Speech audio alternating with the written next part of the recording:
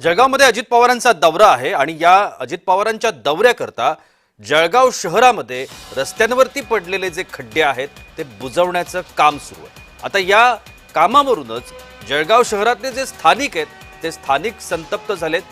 शहरातल्या रस्त्यांवर पडलेल्या खड्ड्यांचं काय असा सवाल जळगावकर विचारतायत। अजित पवारांच्या दौऱ्यासाठी तात्पुरते खड्डे बुजवताय, पण जे खड्डे पूर्वीपासून शहरामध्ये पडलेत आणि ज्याचा त्रास स्थानिक नागरिकांना होतोय, या खड्ड्यांचं काय करणार आहात असा सवाल जळगावकरांनी प्रशासनाला विचारला।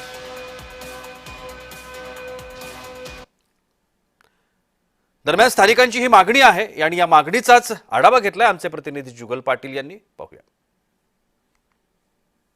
महाराष्ट्र राज्याचे उपमुख्यमंत्री अजित पवार हे जळगाव जिल्हा दौऱ्यावर येत असून जळगाव शहरातील मुख्य रस्त्यांची दुरुस्ती करण्याचं काम या ठिकाणी सुरू आहे।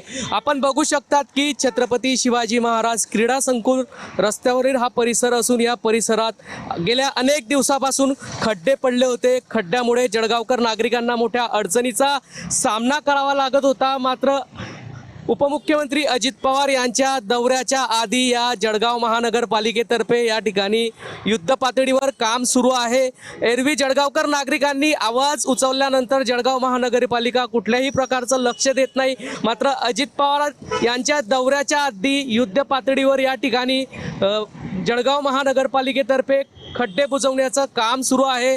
जळगावकर नागरिकांनी या ठिकाणी प्रश्न उपस्थित केला आहे। एरवी जळगाव महानगरपालिकेतर्फे लवकरात लवकर अनेक वेळा नागरिकांनी तक्रारी करून सुद्धा खड्डे बुजवण्याचं काम करण्यात येत नाही। मात्र अजित पवारांच्या दौऱ्याआधीच जळगाव महानगरपालिकेतर्फे हे वेळीच आलेलं शहाणपण आहे का अशी प्रतिक्रिया जळगावकर नागरिकांनी या ठिकाणी व्यक्त केली आहे। जळगावकर नागरिकांनी सवाल देखील उपस्थित केला आहे।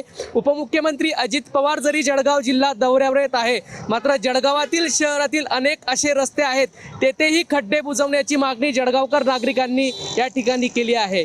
जुगल पाटील, जय महाराष्ट्र न्यूज, जळगाव।